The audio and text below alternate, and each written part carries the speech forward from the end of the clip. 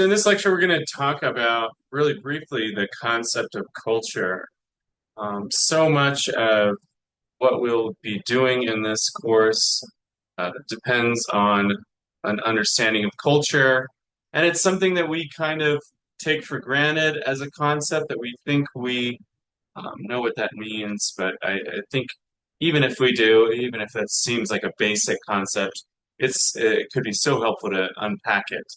Um, and hopefully this, in some ways, kind of supplements the readings in Dr. Wish's book.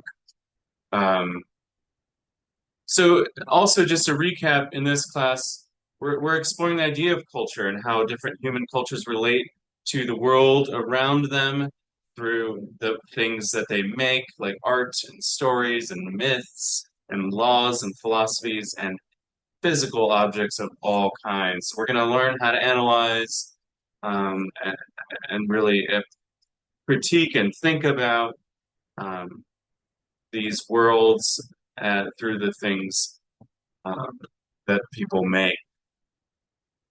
So let's talk about culture. So much of this is kind of based in social science and humanities kind of disciplines that developed in the late 1900s, late 20th century.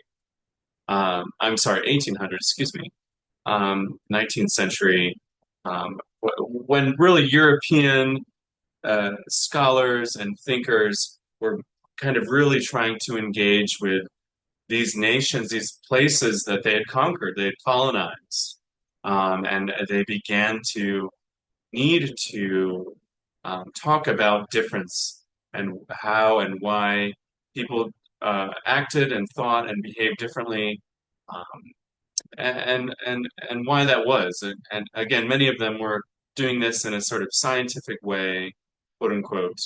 Um, and those early thinkers, like Edward Tyler, for example, here at the top, kind of tried to define culture as that complex whole, which includes knowledge and belief, art and morals, laws, custom, and any other capabilities and habits acquired by man as a member of society, by humans, by members. So it's kind of everything. Culture is anything and everything that you think and do and believe about the world.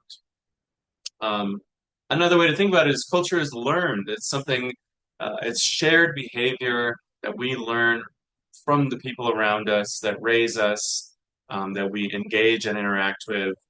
Sometimes we do that deliberately, and schools teach us our culture um, in different ways.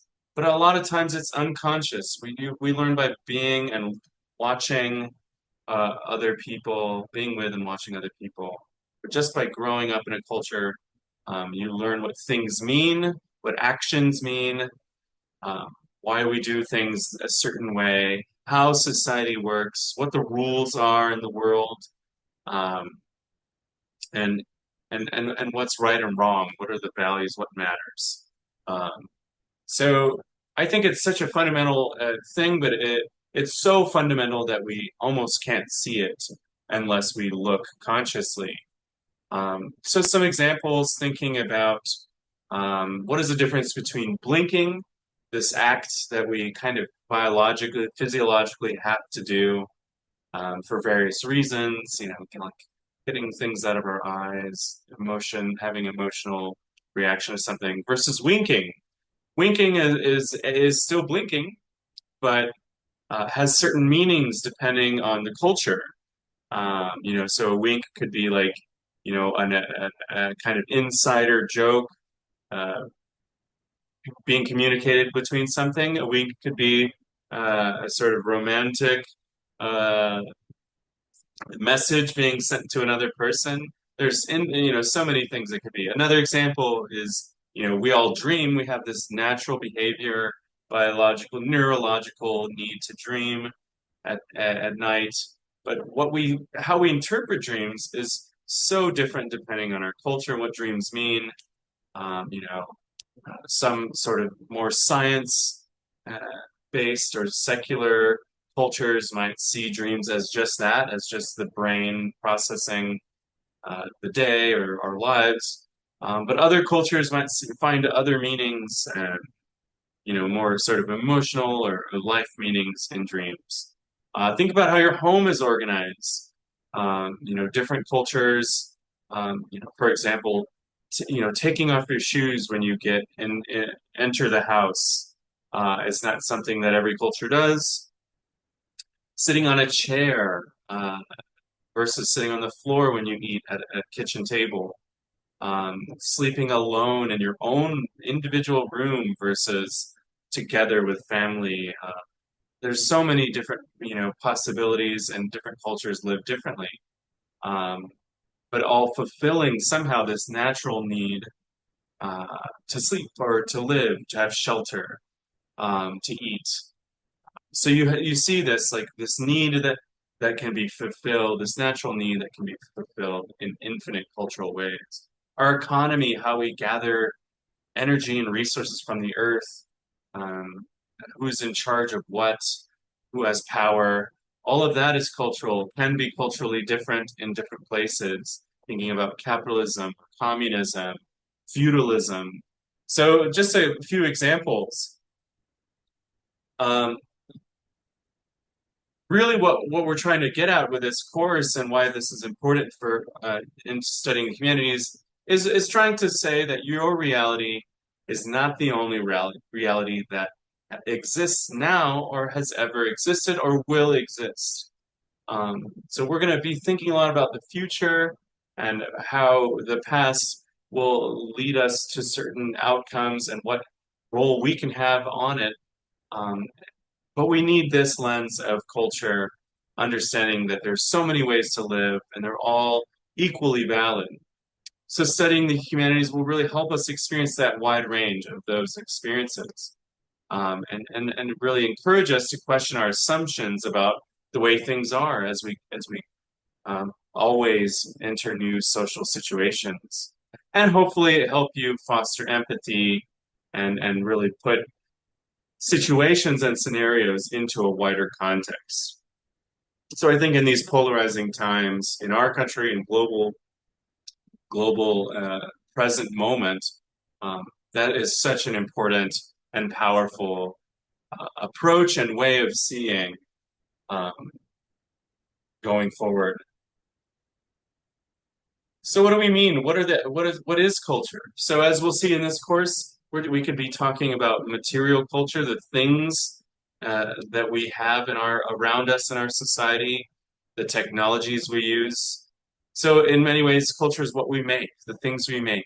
It's also what we do, the way we behave, and how we are taught to behave in any kind of social situation from being a child and being parented, having a family, what a family is, to growing up and what do you do with your life and what matters. So it's what we do and also what we think. Our frames are ways of seeing the world and the roles we think we will have in them. As well as, we think about the things like norms, what was good and bad, what are the values, what things do we find to be true and correct, and how do those build into larger models that we have in our minds about how the world works, how society works, and how um, that all fits into our worldview. So in many ways, that's a kind of, here we have this sort of uh, from little pieces building up into these larger intellectual ways of seeing. And those systems, those elements of culture really build into bigger systems. So what we make and do and think all combine into our culture. So we can look at those systems to help us understand how and why people do what they do. For example, these symbols that matter, um, and symbols being objects or images or actions that have meaning that are really culturally specific. Same with rituals that we might have, these repeated actions, these patterned actions. Same with how we organize ourselves. For example, living in multi-family homes or single-family homes, that's all part of it. Kind of most interestingly, culture is paradoxical. It's kind of both one thing and the inverse. So cultures could be continuous, ongoing, right? But they also change. They're not static. Um, culture's bounded. It pertains to one group of people, but also mobile. Those people move, interact with other people. They migrate. So it's not just stuck in one place, but from a place, of a place. Culture can be consensual, something associate with and believe in, but also contested. You might have disagreements with different behaviors and ways of thinking in your culture. And in many ways, it's shared between the people around you, but also varies because we are each individuals and we have to all process our beliefs and ways of thinking in different ways. And in that way, we contribute to that change, but also that continuity. So I really love this paradox. It's not one thing. So often we say, oh, for me, I'm Mexican American. That means this, X, Y, Z. But in reality, that cultural identity and ways of being has changed always and always been an ongoing way of existing.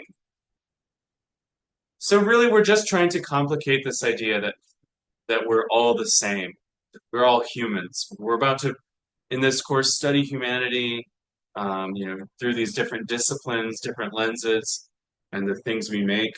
Um, but humans are not all one thing, right? In fact, there's a wild diversity of ways of living and thinking and behaving, and that diversity is not just genetic, but cultural.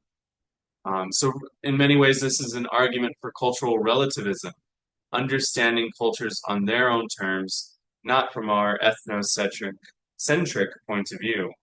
Um, and ultimately, it's about building relations across difference. So being able to be in relationship with those that are different from us, to value that, to see the importance of it, and resist judgment uh, about them.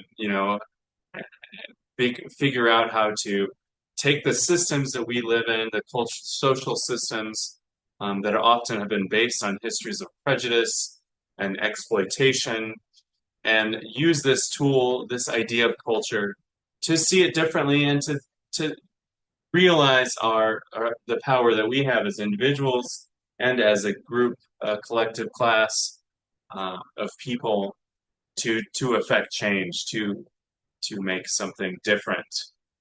So just a few aspects, breaking down what this cultural concept is and why it matters in the world today.